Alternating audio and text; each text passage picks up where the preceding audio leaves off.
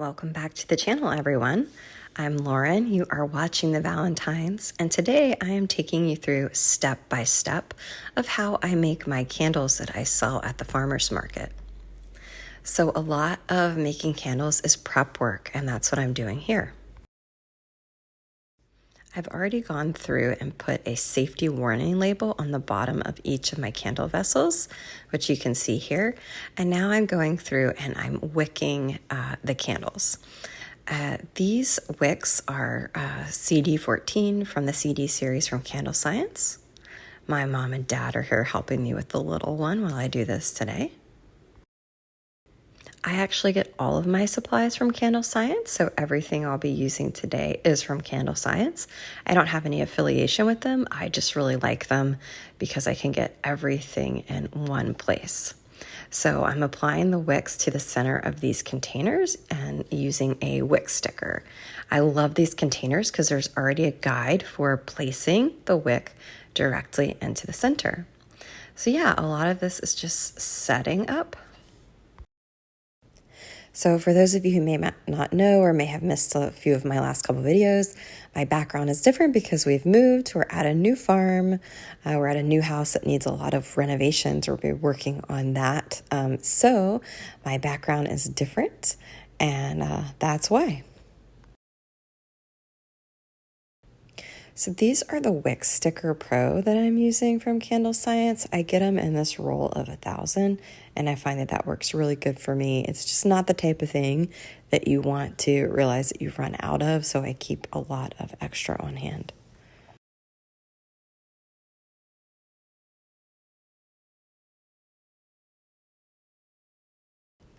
This is how I label and keep the different fragrances separated. I always put down cardboard. I just save the boxes from my shipping supplies when I order them.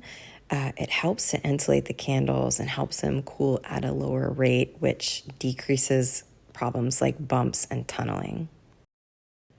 And this is the wax that I use, Golden Brands 464. Here's my setup. Again, sorry about the ugly background. We're going to get to the renovations, but there's so much else going on to start up a new farm. I use a Presto pot to melt my wax. This is a really big Presto pot, and I use a really large, I think that's a 16-ounce ladle. My pouring pitchers, I like to label the fragrance that I'm using with painter's tape, and my scale is the KD 8000 scale, and I absolutely love it. I use it for all of my soap making and candle making, and I just put saran wrap over top of it to protect it from any drips and leaks. A couple chopsticks are all you need for stirring the wax, and then I have my list of different weights for my candle math. So that's a pretty simple setup. Works great for me.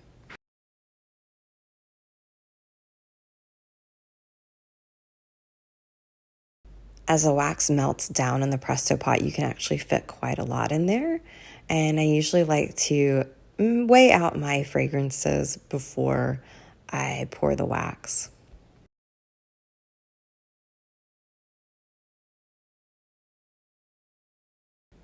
The temperature gun is from Harbor Freight and is absolutely an essential tool that I use for all of my candle making and soap making.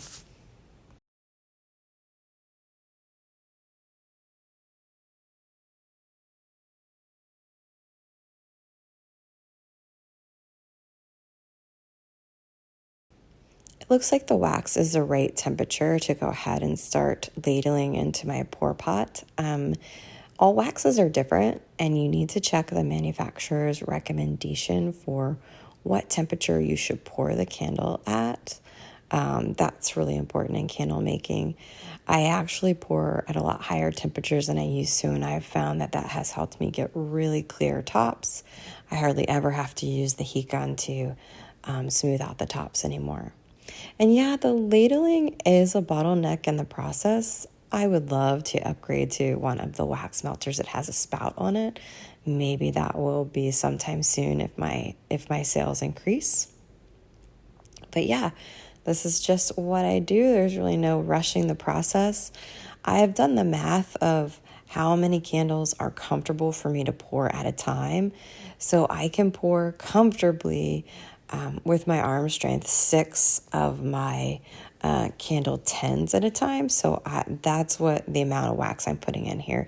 There'll be enough wax and fragrance to pour 6 of my smallest candles.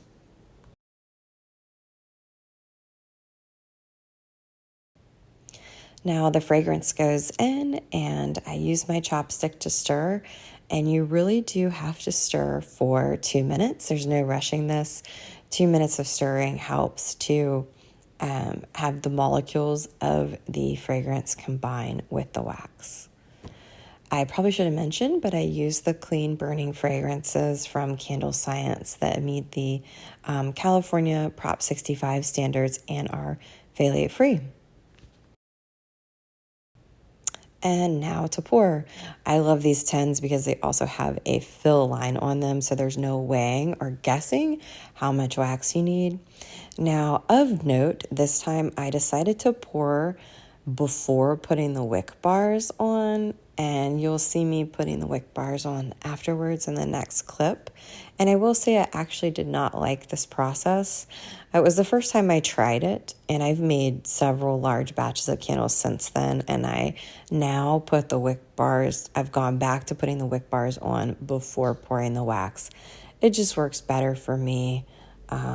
I think it helps me get the wicks in the middle a little bit more.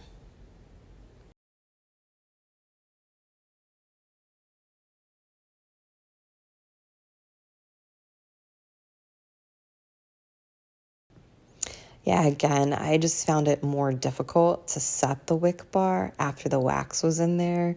It's so much easier to do it before pouring the wax.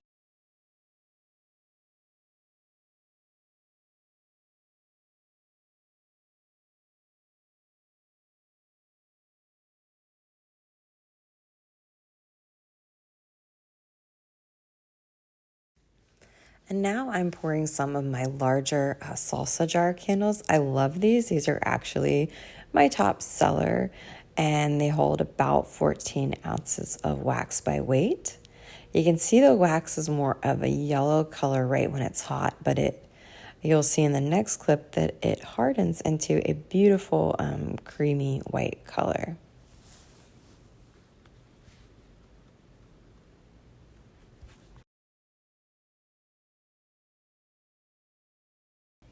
At this point, I needed the process to go a little bit faster, so I'm stirring 2 pots at a time and pouring a lot more wax at one time.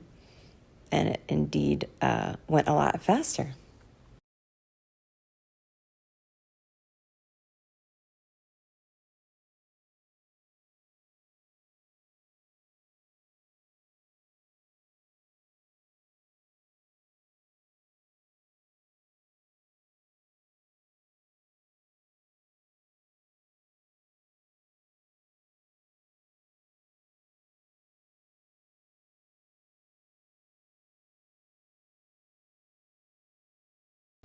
So I love the beautiful creamy white of how they look once they've hardened. This was all I was able to get done in one day. My parents were helping me watch the little one, so they had to go. So not the best activity to do with a toddler, so that's what I got done.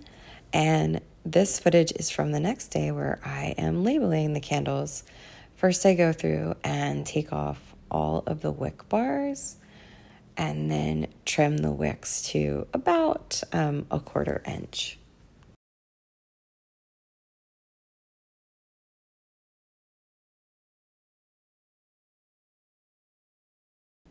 I just like to use a nice sharp pair of regular scissors. I used to have a specific candle wick cutter, but it got dull over time, and I find that regular scissors work great.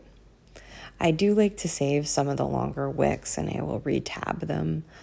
I like to work with the longer wicks. It just helps me set the wick with the wick bar.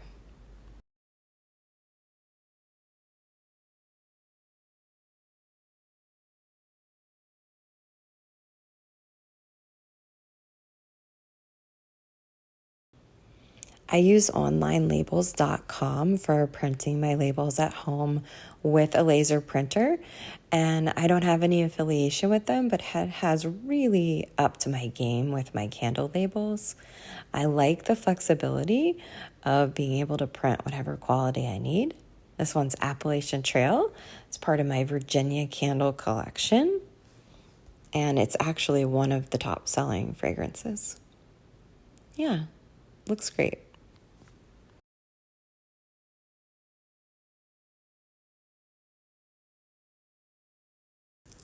And while this footage may be sped up, there's really no rushing the labeling process. I just take my time and get it as straight as I possibly can on each candle.